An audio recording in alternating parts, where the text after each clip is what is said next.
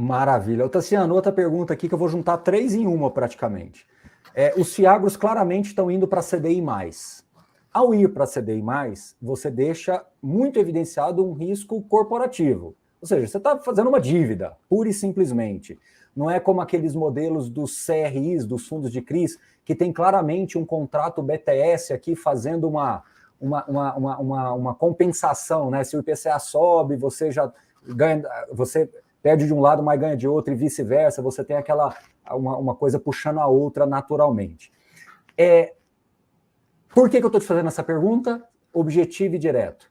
Os fiagros estão se desenvolvendo mais para o crédito. Quando os fundos imobiliários nasceram lá no tijolo. Eles nasceram comprando prédios, monoativos, monoimóveis, mas nasceram lá, compravam um shopping, compravam um prédio corporativo locado para o banco, e assim eles nasceram. Somente 10, 15 anos depois que vão vir os primeiros fundos de CRI, somente agora, 5, 6 anos para cá, que eles ganharam velocidade. A impressão que eu tenho é que o fiagro está nascendo ao contrário, ele está nascendo muito implícito no crédito, e o CDI+ evidencia isso, né? E talvez a gente possa demorar um pouquinho mais para acessar terras diretamente, sobretudo pelo modelo de negócios que é a terra, que é muito diferente do imóvel pura e simplesmente de aluguel, né? O arrendamento não é tão...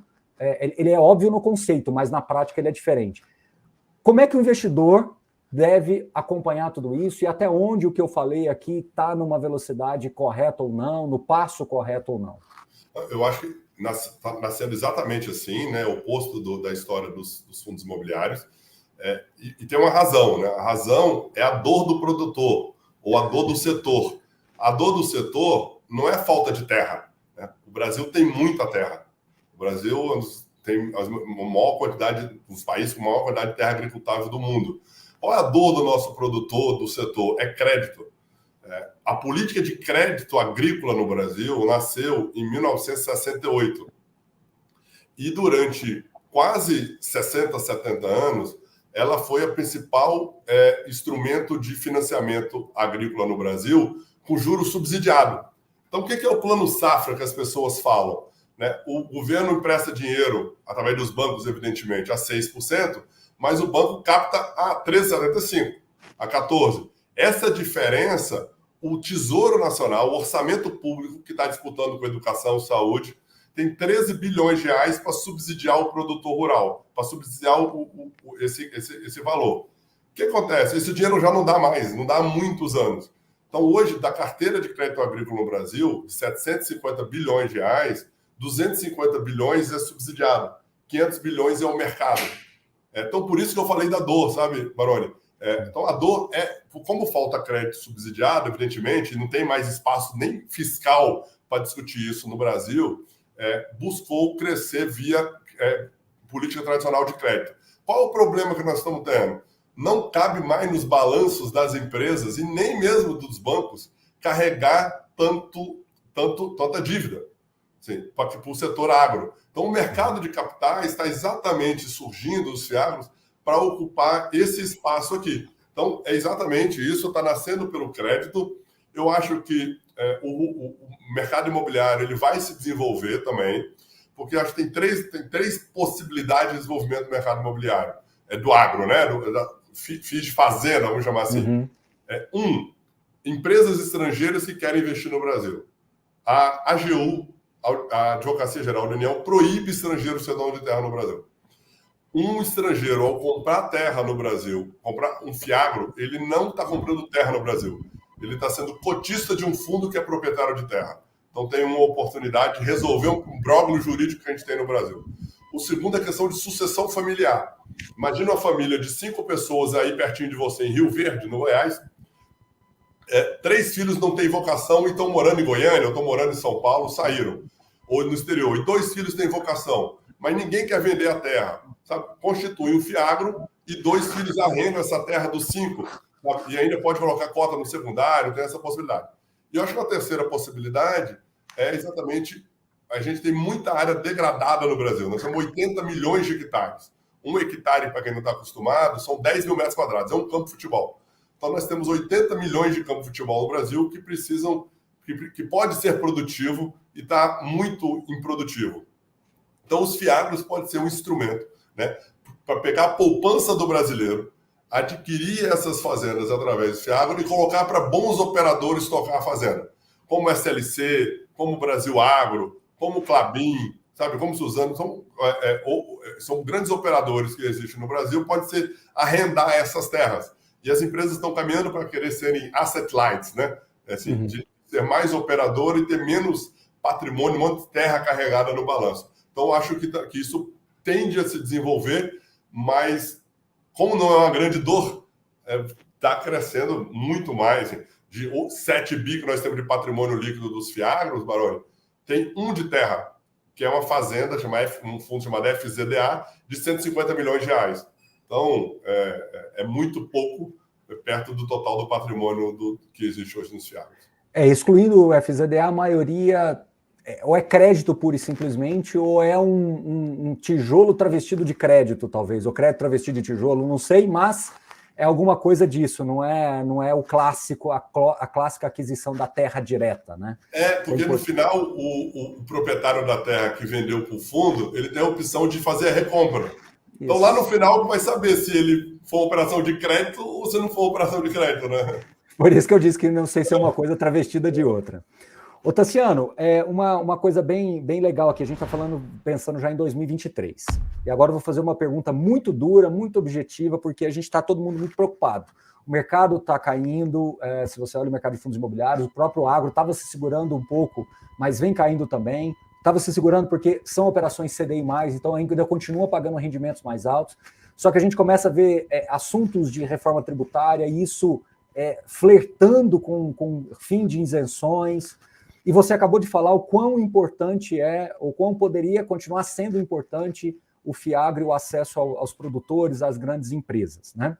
A impressão que eu tenho, desculpa eu alongar um pouquinho na pergunta, é que seria um grande retrocesso você pautar qualquer coisa que possa tirar a isenção do mundo agro e imobiliário dentro do contexto que nós temos do Brasil, que é um contexto muito peculiar, muito específico, onde a desintermediação bancária ela é fundamental para a gente continuar crescendo o Brasil afora, que é um país continental, um país muito complexo, que tem as suas particularidades. Acabou alguém aqui de falar agora há pouco, né, Douglas, né? Sou de Sinop, ou seja, uma região muito específica, um acesso muito específico, que os Fiagros, na minha visão, podem transitar muito bem por lá, os fundos imobiliários Brasil afora, como a gente já vem discutindo bastante.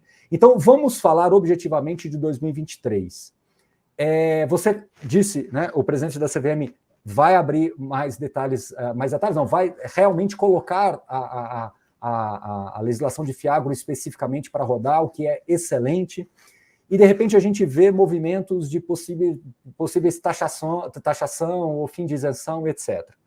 Muito objetivamente, Tassiano, assim, e fica à vontade para ser contundente da forma que você quiser, eu vejo esse assunto, me embrulha um pouco o estômago, porque assim, a gente daria 20 passos para trás. Nós estamos agora com 2 milhões de investidores, nós temos tudo para fazer essa indústria acessar a poupança do brasileiro.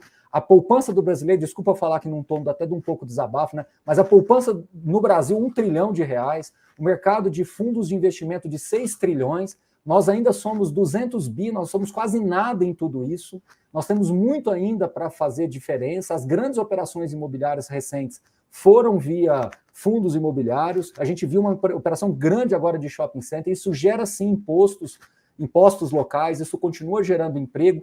Então, assim, como isso é ruim da gente estar vendo, e o mercado precificando isso agora, você vendo quedas de fundos assim, sem nenhum motivo de fundamento, pelo contrário, mas esse desconforto das pessoas. Então, eu queria que você falasse um pouquinho sobre isso, já olhando para 2023, como é que você enxerga toda essa questão aí, esse desenvolvimento dos Fiagros, e qual que seria um impacto possível desse assunto voltar à tona?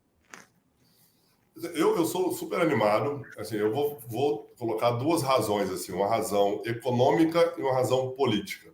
Assim, desculpa o desabafo, assim, tá a eloquência, mas é porque a gente defende tanto essa indústria e, poxa, a gente fica aqui todo dia produzindo e tentando fazer com que as pessoas olhem para os fundos imobiliários como uma forma de previdência, né, e fazendo um papel previdenciário aí nessa história. Então, desculpa, mas assim, poxa, né, não é fácil, né? Não, muito legal. Eu acho muito legal. Você é muito orgânico, né, ao falar, verdadeiro, isso faz uma enorme diferença. Acho que tem uma razão econômica, né? Não existe... Como que, sobretudo lá no governo Dilma, cresceu a expansão de crédito via bancos públicos, né? Pegando dinheiro do Tesouro Nacional e colocando nos bancos públicos. Né? Você vê, o BNDES chegou a ter uma carteira de mais de 200 bilhões de reais. Então, essa foi a visão expansionista, crescendo muito. O Tesouro lá naquele período chegou a igual nos patamares que nós estamos hoje, mas a dívida pública do Brasil era menor do que a dívida pública que a gente está hoje. Então, para repetir um modelo de expansão de crédito público, você tem que fazer via Tesouro. Ao fazer via Tesouro, o poupador vai querer mais taxa do Tesouro, o que bagunça as contas públicas do Brasil. Então, por mais que a gente vê notícias, acho que não tem racionalidade econômica, sabe? Fazer uma política expansionista do ponto de vista fiscal para a gente poder ter o crédito público crescendo no Brasil.